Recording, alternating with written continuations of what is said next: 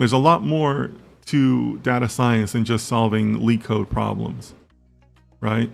I think LeetCode is perhaps a little bit more important for like computer science type of roles, like dedicated, you know, software engineering roles.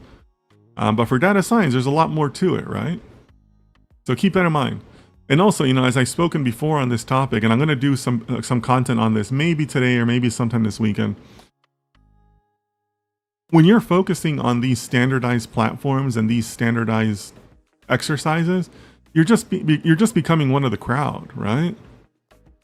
Like, don't turn yourself into a math robot, because if you turn yourself into a math robot, then like, how is somebody picking you? Like, how am I as a hiring manager picking you?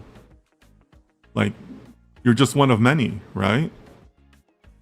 Like, at that point, if that's what you do and that's what you dedicate yourself to, I'm gonna do nothing but LeetCode.